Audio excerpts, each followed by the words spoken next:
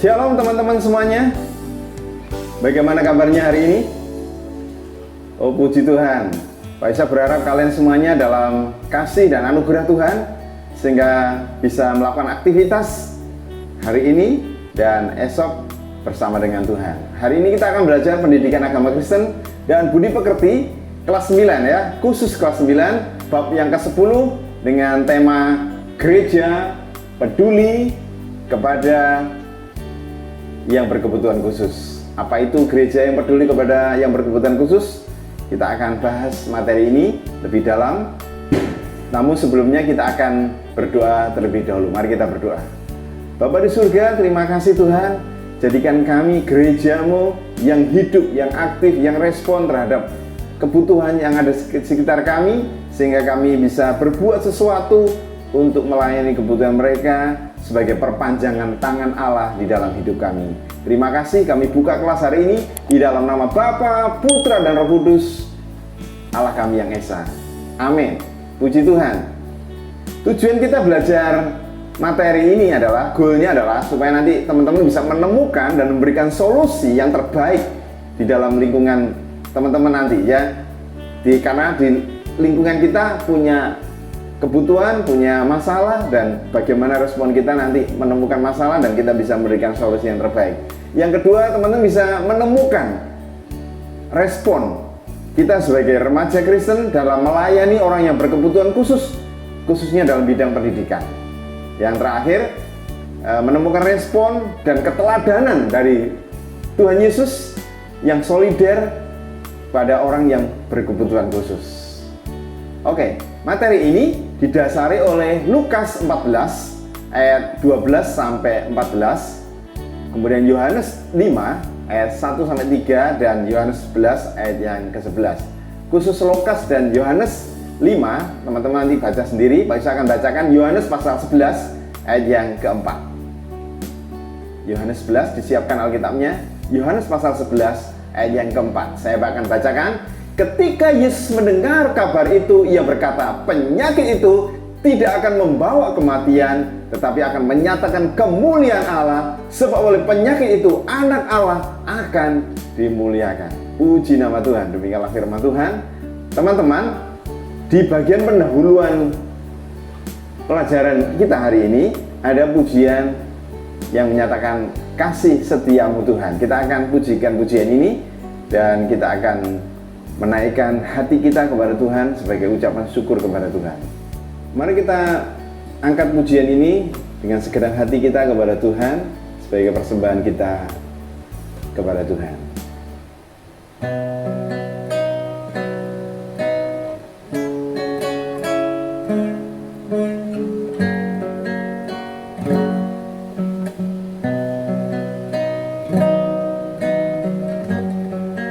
Kasih setiamu, kasih setiamu yang kurasakan lebih tinggi dari langit biru. Kebaikanmu yang telah ku terima lebih dalam dari lautan.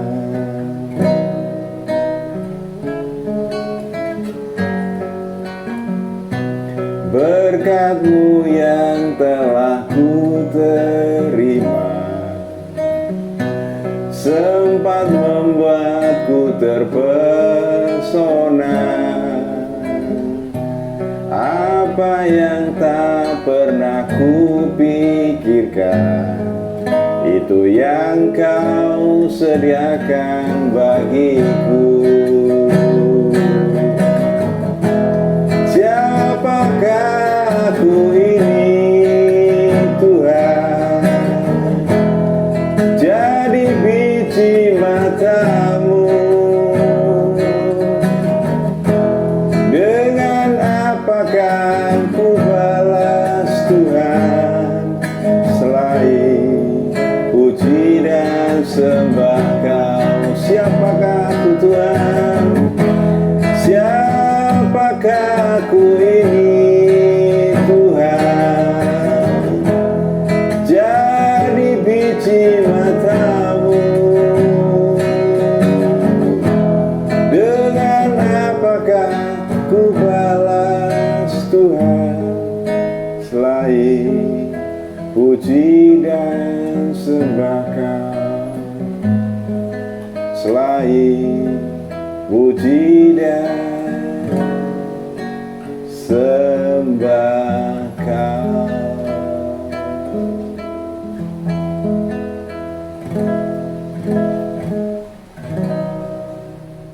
Pada kegiatan yang pertama, nanti guru teman-teman akan memimpin curah pendapat teman-teman semuanya.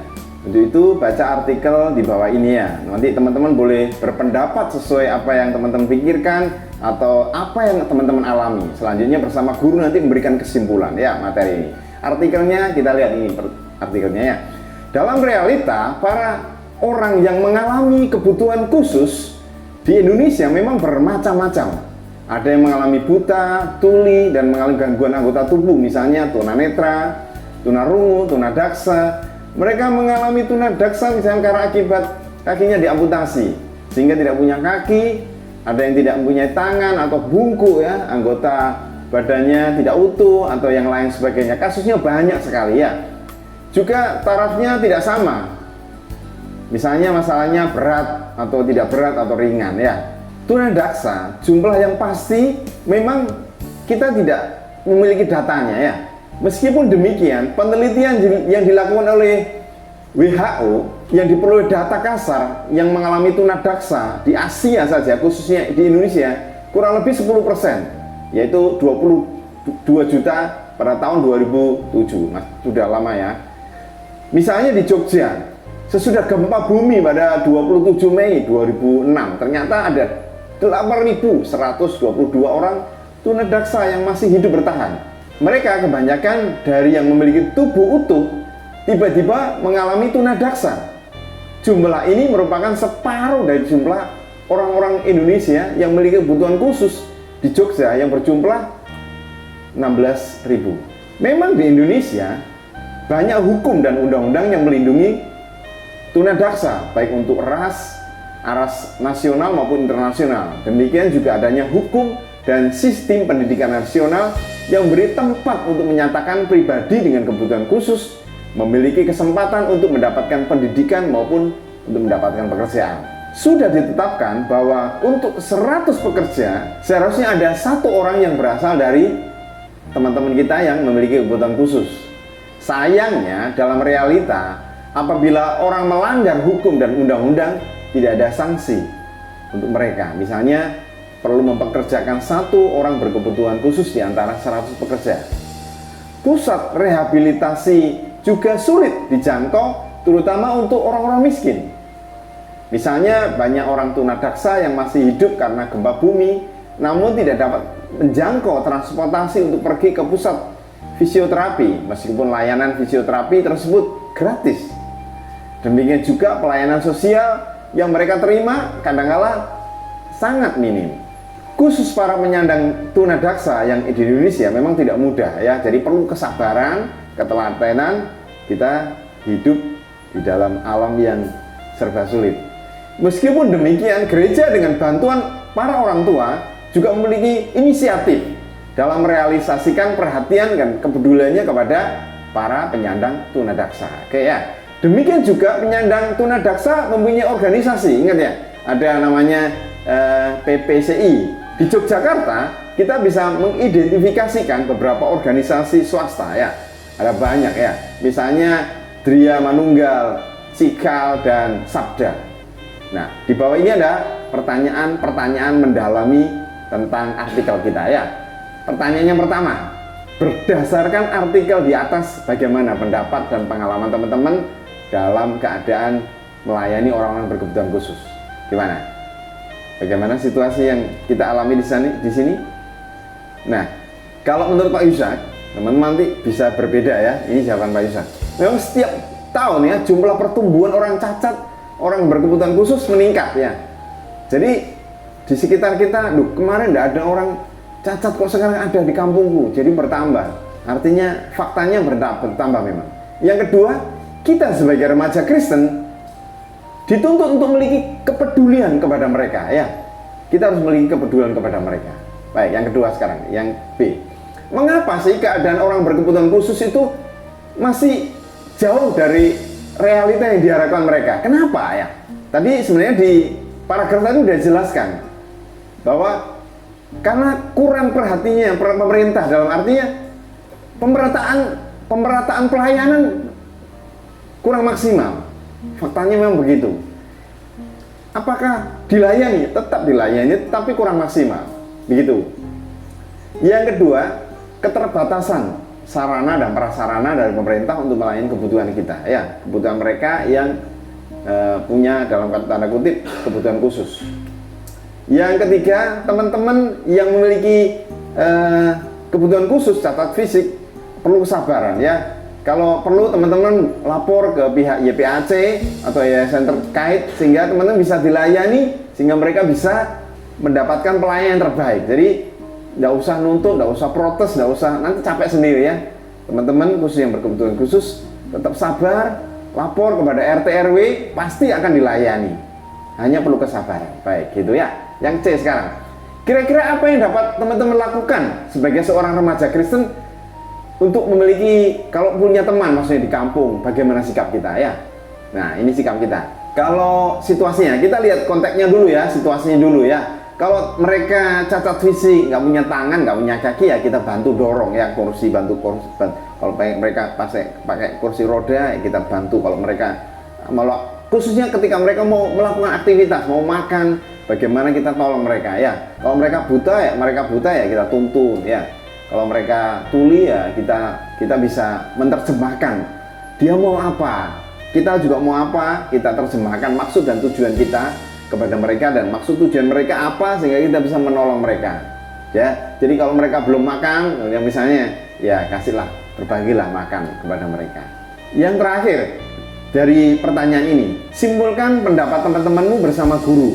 Bagaimana seharusnya sikap kita sebagai orang remaja Kristen di dalam melayani kebutuhan mereka, ya. Sikap kita sekarang adalah sikap kita yang pertama, kita harus peduli, ya, memberikan perhatian, empati, dan berikan bukti nyata kepada mereka, ya. Peduli dan berikan sikap yang menghormati kondisi fisik mereka. Jangan kita cemooh, ya, karena mereka adalah ciptaan Tuhan juga, sama dengan kita, hanya mereka memiliki keterbatasan cacat fisik, tapi kita harus tetap menghormati, jangan diolok, jangan diejek, karena itu membuat mereka semakin tertutup dan menutup diri terhadap respon kita nanti. Yang ketiga, kita harus ramah kepada mereka, senyum, ya, memberikan senyum, dengan perharapan yang baik kepada mereka.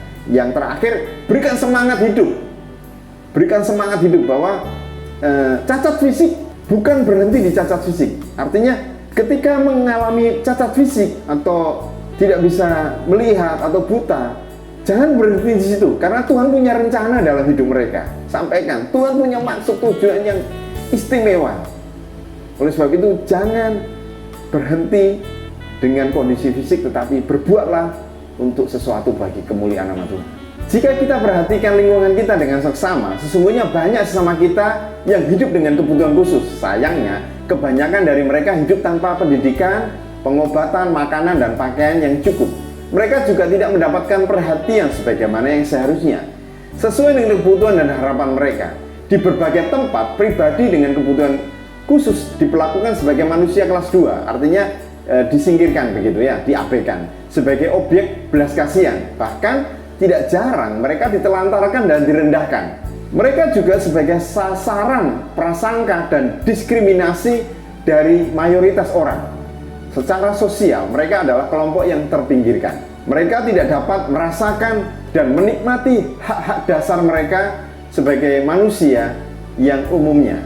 Tetapi mereka memiliki stigma sebagai tanda kebutuhan secara khusus.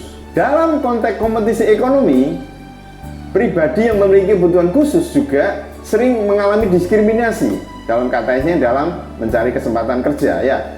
Jadi di sektor publik maupun secara pribadi dianggap kebutuhan khusus itu pribadi yang lemah, tidak berdaya, tidak punya kompetensi, sehingga standarnya yang ditetapkan itu diabaikan. Akhirnya tidak usah gunakan orang-orang gini, Tapi pemerintah sudah menganjurkan ini, tapi kadang-kadang diabaikan. Ya, meskipun ada berbagai himbauan untuk mempekerjakan orang yang berkebutuhan khusus di dunia pabrik, dalam industri maupun ekonomi, tetapi ini sering diabaikan. Teman-teman, kita perlu memahami bahwa anak dengan kebutuhan khusus itu anak-anak yang mengalami kelainan, ya, kelainan hal fisik, mental, intelektual, sosial maupun emosional dalam proses pertumbuhan atau perkembangannya dibandingkan dengan anak-anak yang seusianya. Oleh karena itu, mereka memerlukan pelayanan pendidikan secara khusus. Meskipun seorang anak mengalami kelainan atau penyimpangan tertentu, namun jika kelainan atau penyimpangan tersebut tidak signifikan, maka sebetulnya mereka tidak memerlukan pelayanan pendidikan secara khusus. Mereka bisa menerima pendidikan bersama anak lain di sekolah secara umum, ya. Ada beberapa jenis kebutuhan khusus berdasarkan studi yang paling sering dijumpai di Indonesia. Yang pertama, tunanetra. Apa itu tunanetra? Gangguan penglihatan. Tunarungu, pendengaran. Tunadaksa, gangguan kelainan tubuh atau gerak. Tunawicara itu gangguan dalam berbicara. Tunalaras itu gangguan emosional dan perilaku. Tunagrahita, gangguan dalam berpikir, daya tangkap. Konteksnya di Indonesia memang kita belum memiliki data yang akurat dan spesifik, ya, tentang berapa jumlah anak yang berkebutuhan khusus, ya. Menurut Kementerian Pemberdayaan Perempuan dan Perlindungan Anak 2010, jumlah anak berkebutuhan khusus yang tersaring di Indonesia datanya sekitar 1.500.000 jiwa anak. Namun secara umum PBB memperkirakan sedikitnya ada 10% anak usia sekolah yang memiliki kebutuhan secara khusus di Indonesia. Di Indonesia, jumlah anak usia sekolah antara 5 sampai 15 tahun atau sebanyak 42,8 juta jiwa. Jika mengikuti perkiraan tersebut, dapat diperkirakan kurang lebih 4,2 juta anak Indonesia yang berkebutuhan khusus. Di beberapa daerah di Indonesia, bahkan tidak ada tempat dan usaha untuk merehabilitasi keadaan mereka. Lebih-lebih untuk kaum perempuan dengan kebutuhan khusus, sering mereka mendapat perlakuan yang lebih buruk, bahkan banyak yang mengalami pelecehan seksual. Dalam lingkup keluarga, banyak anggota keluarga dengan kebutuhan khusus juga tidak diperlakukan secara baik. Banyak yang ditelantarkan dan akhirnya mereka tidak dilibatkan dalam mengambil keputusan. Pribadi dengan kebutuhan khusus juga dianggap secara mental tidak bisa berpikir dengan baik, sehingga dianggap tidak dapat mengambil keputusan secara tepat. Seringkali orang dengan kebutuhan khusus dipandang sebelah mata. Umumnya seperti itu, ya. Sebetulnya kebutuhan khusus bukan penyakit. Jadi tidak benar jika ada orang yang takut kepada mereka dalam hal menularkan kekurangan mereka. Mereka lahir dengan cara yang sama seperti kita. Juga diciptakan dan dikasihi Tuhan, sama.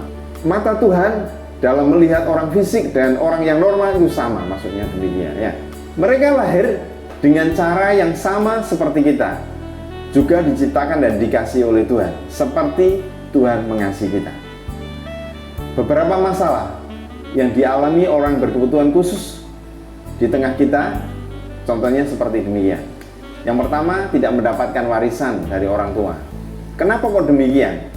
Pada dasarnya pembagian warisan terutama berkaitan dengan harta benda dan tanah, mereka dianggap bukan sebagai pewaris dan berhak, tidak mendapatkan hak untuk warisan. Yang kedua, sebagai noda keluarga, stigma yang negatif maksudnya.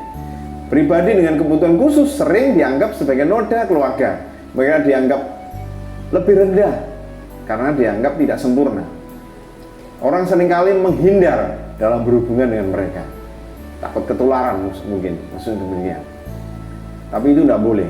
Yang ketiga, rentan terhadap pembunuhan. Di beberapa masyarakat, anak-anak berkebutuhan khusus termasuk seringkali mengalami kasus-kasus yang rentan terhadap pembunuhan.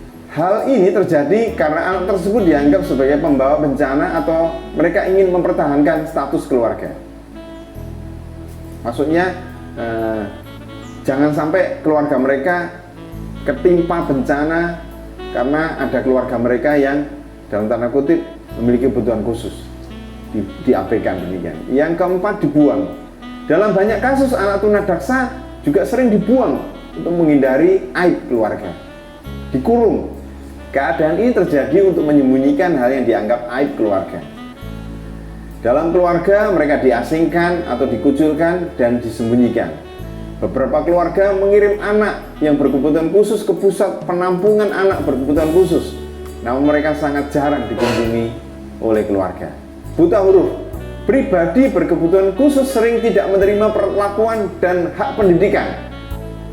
Banyak dianggap drop out dan tetap buta huruf, disia-siakan, ditelantarkan ya.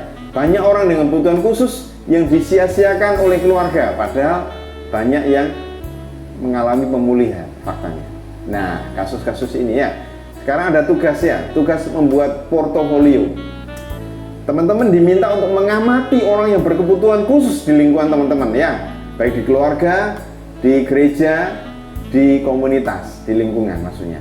Apakah teman-teman punya teman dekat yang memiliki kasus kebutuhan khusus ini? Teman-teman diminta untuk menjalin relasi dengan mereka, cuma menjauh ya. Jangan, ketularan Pak. Lihat ketularan apa dulu, tertular apa dulu.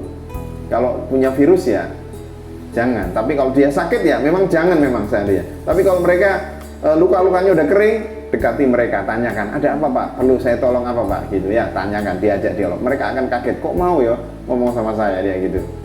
Nah, teman-teman diminta untuk menanyakan namanya siapa, tinggalnya di mana, apa yang dilakukan Pak untuk menyambung hidupnya Pak, tanyakan responnya, bagaimana kondisinya mereka, lingkungan mereka bagaimana, menerima atau menolak, bagaimana sikap dan pandangan orang di sekitarnya terhadap kondisi fisik mereka ya. Tuangkan di portofolio, kirimkan di guru ya. Pada hakikatnya semua orang di Indonesia, baik yang tidak berkebutuhan khusus maupun yang memiliki kebutuhan khusus, itu memiliki kesempatan yang sama ya dalam hal pendidikan dan pengajaran. Meskipun memang harus diakui bahwa teman yang punya kebutuhan khusus dan realitanya itu memiliki berbagai hambatan dalam kondisi fisik dan kadang-kadang juga psikis mereka.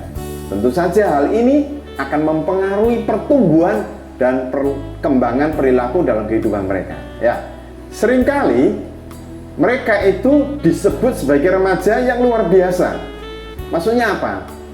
Hal itu diasumsikan berkaitan dengan kondisi jasmani, mental maupun rohani yang berbeda dibandingkan dengan remaja yang tidak berkebutuhan khusus. Oleh karena itu, remaja tersebut digolongkan sebagai golongan yang luar biasa, spesial ya, karena tidak dapat dimasukkan dalam kategori anak tidak berkebutuhan khusus, baik fisik, mental maupun intelijensinya ya. Masalah utama bagi pribadi berkebutuhan khusus biasanya ditunjukkan dengan perilakunya pada saat melakukan aktivitas bersama dengan teman-teman yang tidak berkebutuhan khusus. Misalnya ketika mereka bergaul ya, atau melakukan aktivitas bersama, mereka akan menghadapi berbagai kesulitan baik fisik, psikologi maupun sosialnya. Seringkali kita jumpai secara mental teman kita dengan kebutuhan khusus cenderung rendah diri, malu, apatis, dan sensitif. Dan juga mereka muncul egois terhadap lingkungannya. Nah, sikap inilah yang seringkali mempengaruhi kemampuan pribadi berkebutuhan khusus dalam komunikasi dan interaksi sosial dengan orang lain sehari-hari ya. Kebutuhan khusus jenis apapun dalam hal ini merupakan pengalaman pribadi. Keadaan ini berarti siapapun yang berada di luar dirinya sulit untuk mengerti, merasakan, dan memahami karena tidak mengalaminya. Pribadi yang satu belum tentu sama dengan pribadi yang lain. Jadi ini pun juga cara melayaninya juga berbeda-beda, berkaitan dengan apa yang dipikirkan dan yang dirasakan.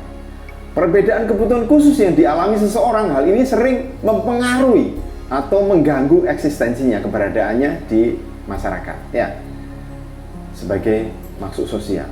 Demikian pula dalam psikologi yang ditimbulkan seringkali bergantung pada seberapa berat kebutuhan khusus mereka yang dialami. Kapan mulai terjadinya kelainan, seberapa besar kualitas kebutuhan khusus dan seberapa besar dampak psikologi teman kita atau siswa tersebut dapat mempengaruhi kondisi kehidupannya secara utuh. Dari berbagai penelitian yang sudah dilakukan terhadap anak dan remaja yang terisolasi di lingkungan sosial menunjukkan mereka sering mengalami mudah marah, kaku, sensitif, dan kadang tidak dapat memaafkan orang lain. Hal ini perlu kita sadari bahwa dalam kondisi tertentu kita mempunyai kesulitan dalam hal berrelasi dan bergabung dengan kelompok mereka dalam pergaulan mereka. Dalam situasi seperti ini teman-teman, untuk mendapatkan hal pendidikan dan pengajaran diharapkan kita memberikan dorongan agar teman kita itu yang berkebutuhan khusus itu tidak ragu-ragu dalam mengungkapkan permasalahan kebutuhan mereka dan kesulitan mereka. Misalnya kepada teman, guru agama, maupun guru-guru yang lain, atau ketika konseling di sekolahnya. Dalam situasi bagaimanapun, sekolah seharusnya menjadi tempat anugerah bagi mereka, bagi semua orang, termasuk pribadi yang berkebutuhan khusus. Anak-anak dan remaja yang mengalami kebutuhan khusus harus diperhatikan. Konteksnya dalam pelayanan, perlakuannya harus sama dalam konteks pendidikan sebagai seorang anak dan remaja yang normal. Sesungguhnya anak-anak yang berkebutuhan khusus tidak selalu dan selamanya memiliki keterbelakangan mental. Tidak semua orang ya. Jadi jangan menilai orang yang berkebutuhan khusus cacat fisik di sana di sini pasti sama. Tidak sama, kasusnya berbeda-beda. Bahkan dalam realita pribadi dengan kebutuhan khusus sering mempunyai kemampuan konsentrasi maupun daya pikir yang lebih tinggi dibandingkan anak-anak yang tidak berkebutuhan khusus. Juga seringkali kebutuhan khusus juga dialami tidak mempengaruhi baik perkembangan jiwa, fisik maupun pribadinya. Demikian juga banyak remaja yang berkebutuhan khusus yang hanya mengalami sedikit hambatan. Oleh karena itu mereka dapat mengikuti pendidikan seperti anak tidak berkebutuhan khusus lainnya. Nah, di sini ada tugas portofolio. Teman-teman diminta memperbaiki kondisi remaja berkebutuhan khusus. Tuliskan pengamatan teman-teman, pendapatnya juga bagaimana memperbaiki kondisi dan sikap lingkungan kepada teman yang berkebutuhan khusus. Teman-teman diminta menjawab ini ya. Saya akan menolong, tapi teman-teman bisa jawab sendiri ya. Jadi ini jawaban Pak Ishak, tapi kalau teman-teman punya berbeda, saya sarankan kombinasikan jawaban Pak Ishak dengan teman-teman sehingga jawabannya sempurna ya, lebih baik begitu ya. Sikap terhadap remaja dan kebutuhan khusus, konteksnya di keluarga, bagaimana? Gimana? Teman-teman ngamati, mungkin ada teman-teman yang punya keluarga yang cacat fisik atau punya kebutuhan khusus, gimana? Kebanyakan diperhatikan atau enggak? Perhatikan ya, karena keluarga mereka umumnya diperhatikan ya. Jadi jawabannya sama, Pak Ishak setuju. Umumnya diperhatikan kalau di keluarga ya. Tapi kadang-kadang juga terabaikan ya. Kadang-kadang, wah aib keluarga, dibuang aja. Akhirnya dia jadi gembel di jalan ya, jadi orang jalanan ya. Nah, cara memperbaiki bagaimana? Ya, khusus yang kurang perhatikan aja. Jadi keluarga yang kurang perhatian dalam keluarga kita perhatikan, kita berikan perhatian dalam mungkin dia perlu diajak ngomong, perlu apa diajak, direspon begitu ya. Sekarang di gereja, kalau di gereja umumnya juga diperhatikan. Hanya pelayanannya kurang ya, kadang-kadang kurang setia pelayannya kurang setia dalam memberikan menyuap atau ketika perlu apa. Nah, dalam hal memperbaikinya bagaimana? Ya meningkatkan pelayanan kepada orang-orang yang berkebutuhan khusus gitu ya. Pelayanan ditingkatkan karena realitanya kurang pelayanannya di masyarakat sekarang. Nah, kalau di masyarakat kebanyakan secara umum terabaikan, dijauhi karena dianggap aib atau petaka bagi keluarga. Nah, perhatian kita bagaimana? Nah, kita bersikap peduli, menghormati kondisi fisik mereka, tidak menghakimi, tidak mengejek, terus ramah terhadap mereka dan berikan semangat hidup ya. Senyum kita itu senyum juga buat dia.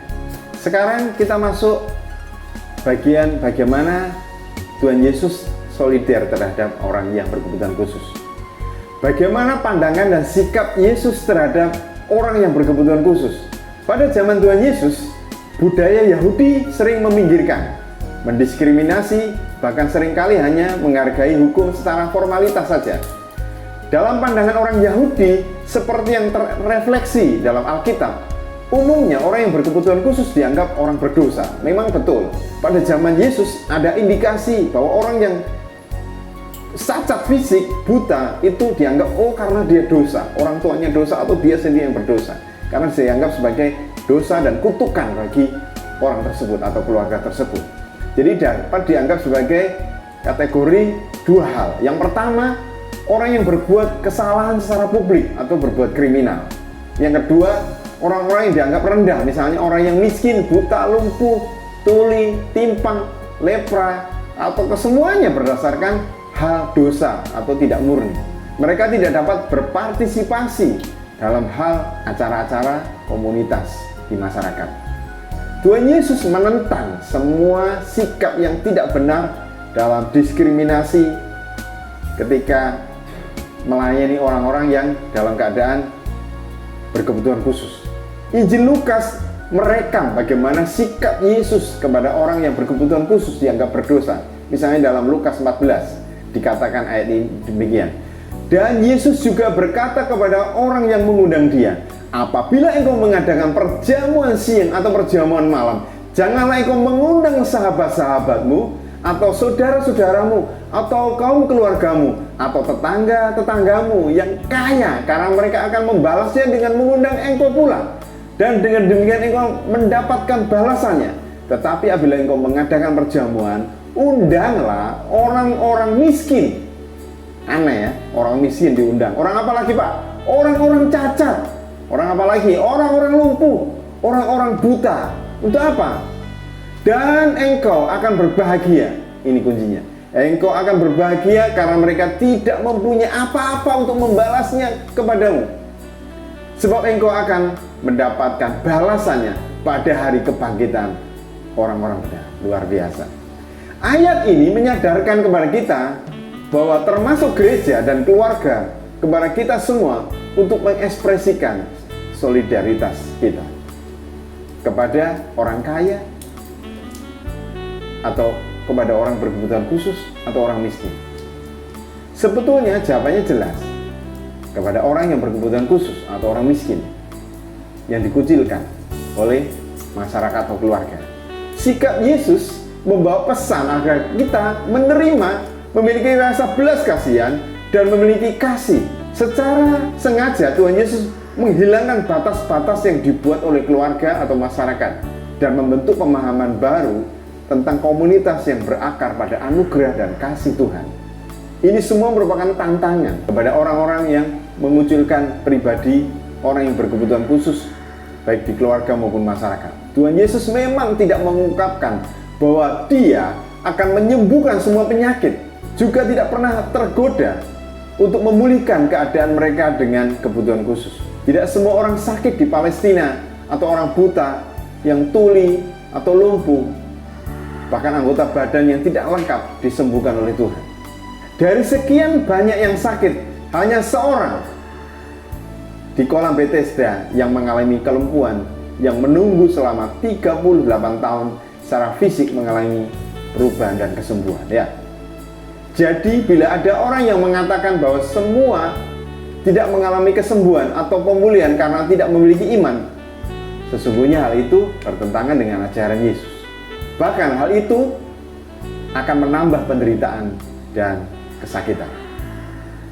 Di dalam kerajaan Tuhan, kerajaan Allah, Tuhan menghendaki agar relasi yang adil dan kemampuan untuk berbagi saling memperkuat dan memberdayakan di antara kita.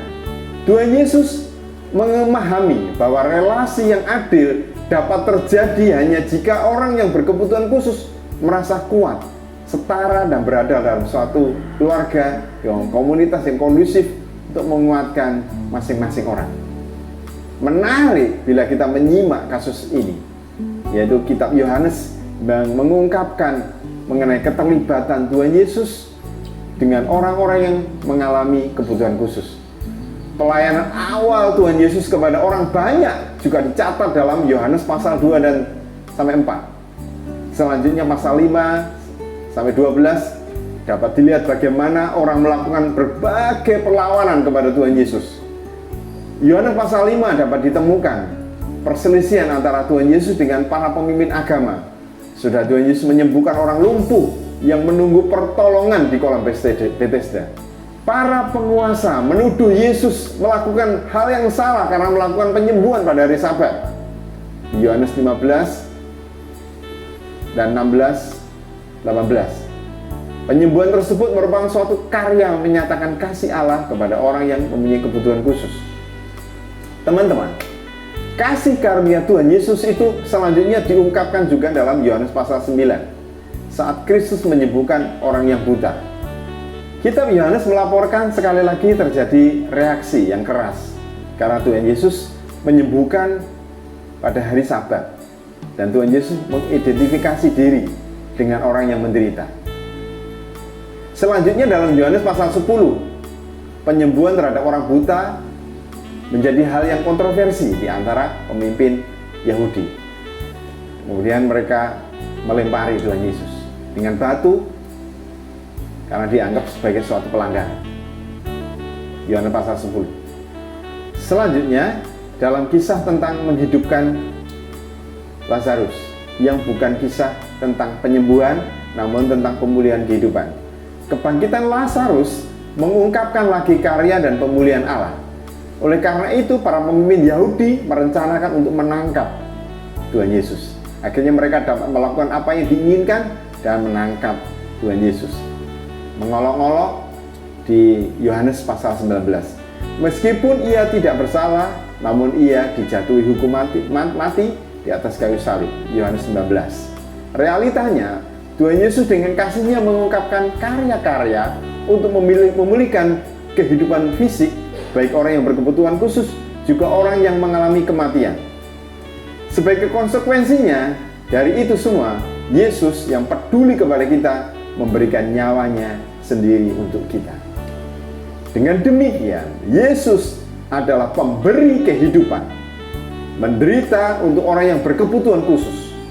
Di tengah usaha untuk pemulihan dan kesembuhan, realita kekuatan dan penghiburan yang datang dari kasih Yesus yang mau menderita untuk orang-orang berkebutuhan khusus diharapkan juga berperan sebagai kekuatan bagi mereka. Dari ungkapan di atas kita dapat menyimpulkan memang dalam realita Tuhan Yesus tidak selalu menyembuhkan orang yang berkebutuhan khusus. Di sini Tuhan Yesus ingin mengungkapkan sikapnya yang menolong secara utuh terhadap orang yang berkebutuhan khusus untuk menentang sikap diskriminasi masyarakat kepada penyandang kebutuhan khusus. Di samping itu, karena kasih-Nya secara sukarela, Ia bersedia menderita untuk orang-orang yang mengalami kebutuhan khusus.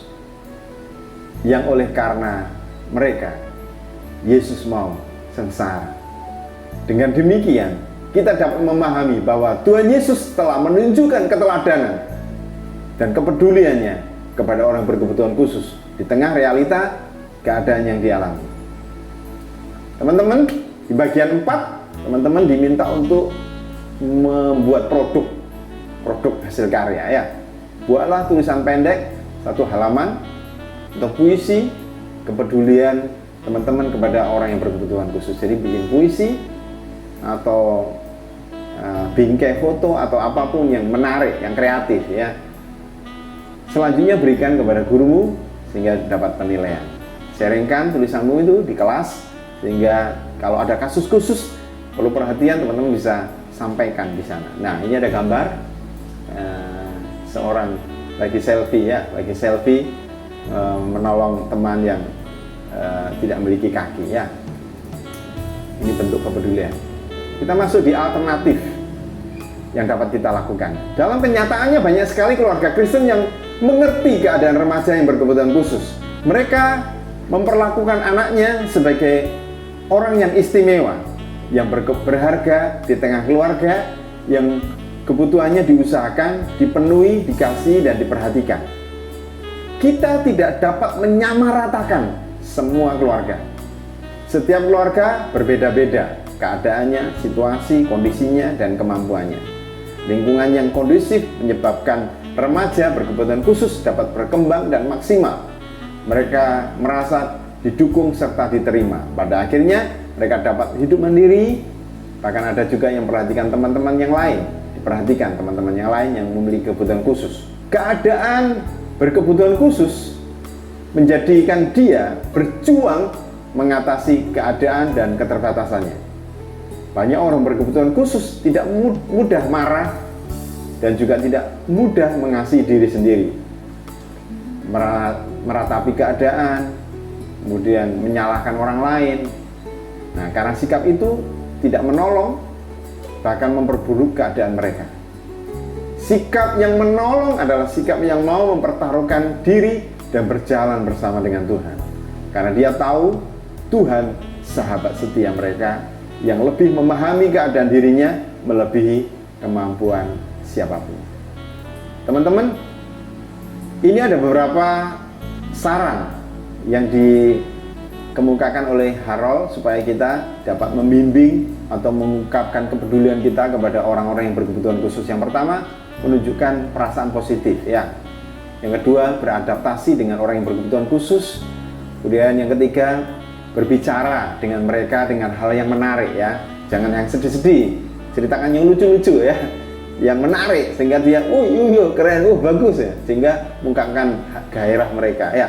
Yang kedua, yang selanjutnya, berikan pujian, pengakuan untuk hal yang dicapai mereka. Jadi cari kemampuan dia apa, puji dia. Kemudian berikan arti dalam pengalaman yang berkaitan dengan lingkungan mereka, ya.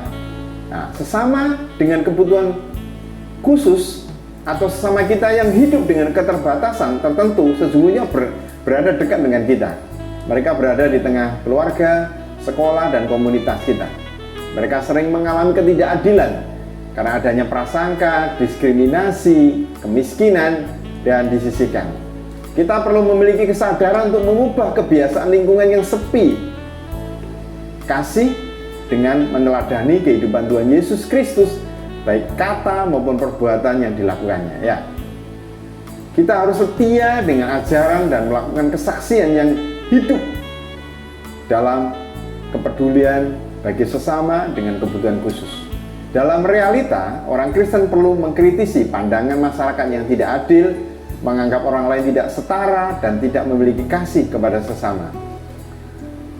Orang-orang yang berkebutuhan khusus seharusnya terlibat dan ikut berpartisipasi dalam semua aspek kehidupan sesuai dengan kemampuannya. Puji Tuhan, teman-teman, materi Bapak sudah selesai. Tiba saatnya Bapak memberikan rangkuman, ya. Ada banyak orang yang memiliki kebutuhan khusus yang hidup di sekitar kita. Sayangnya, kita kurang perhatian, kurang peduli kepada mereka. Pada bagian ini, saya mendorong teman-teman untuk peduli, berikan perhatian yang lebih kepada mereka. Ya, kenapa sih? Karena Tuhan Yesus sudah memberikan teladan peduli kepada orang yang berkebutuhan khusus. Maka kita juga harus peduli kepada mereka, ya, terlebih kepada sesama, keluarga, gereja, dan masyarakat. Sebagai remaja Kristen, kita harus meneladani sikap Yesus. Ada banyak alternatif yang dapat kita lakukan sebagai bentuk kita peduli kepada orang yang berkebutuhan khusus. Teman-teman, di bagian akhir ini ada ayat emas. Kita akan baca Matius 9 ayat 28 sampai 29. Terus teman-teman diminta diskusikan kepada teman di grup WhatsApp atau Google Class. Teman-teman diskusikan maknanya apa, bagaimana penerapannya. Pak Isa akan bacakan Matius 9 ayat 28 sampai 29. Dan setelah Yesus masuk ke dalam sebuah rumah, datanglah kedua orang buta itu kepadanya, dan Yesus berkata kepada mereka, "Percayakah kamu bahwa aku dapat melakukannya?" Mereka jawab, "Ya Tuhan, kami percaya." Lalu Yesus menjamah mata mereka sampai berkata, "Jadilah kepadamu menurut imanmu." Kasihan. Maka seketika itu juga meleklah orang itu. Nah, ini kisah yang nyata bahwa Yesus pernah menantang Kamu percaya apa yang aku lakukan? Akan melakukan sesuatu terjadi? Ada sesuatu terjadi? Orang itu berkata, aku percaya, terjadilah. Karena dia ingin sembuh, maka dia bisa terbuka matanya dan melek. Ya, untuk menutup bagian ini kita akan menaikkan satu pujian, Yesus menginginkan daku, Kidung Jemaat nomor 424. Kita akan naikkan pujian ini, kita akan pujikan bersama-sama. Mari kita naikkan pujian ini bersama-sama.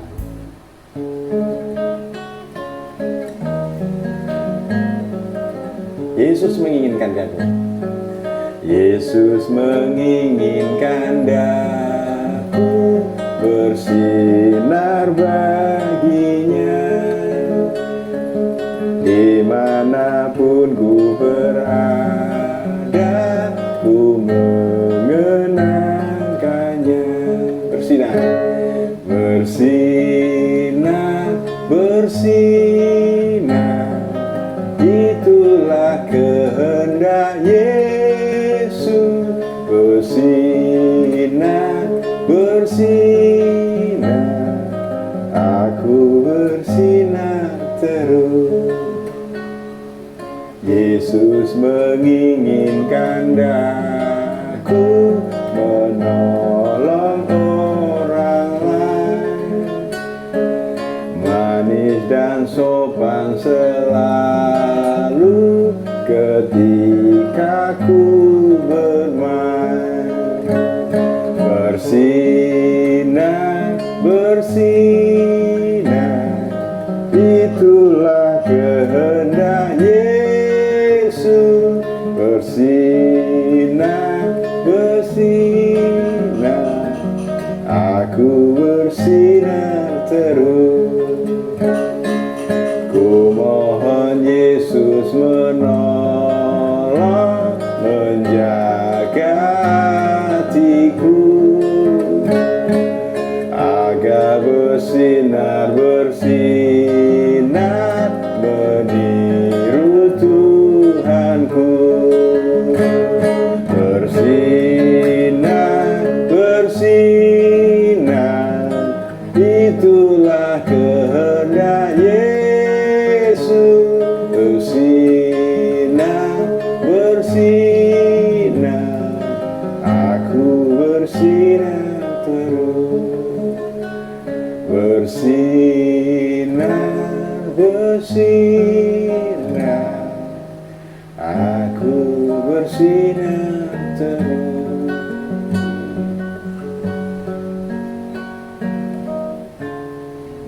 Kita diminta Tuhan untuk bersinar, jadi berkat bagi orang sekitar kita. Mari kita berdoa datang kepada Tuhan. Bapa di surga, terima kasih untuk materi hari ini Tuhan. Kami bersyukur karena Engkau ada bersama dengan kami, termasuk orang-orang di sekitar kami yang memiliki kebutuhan khusus. Ajari kami untuk memiliki hati peduli, respon, belas kasihan, dan memiliki kepedulian kepada mereka, kebutuhan mereka, untuk kami saling melayani bahwa mereka adalah umat-Mu yang perlu pertolongan di antara kami Tuhan.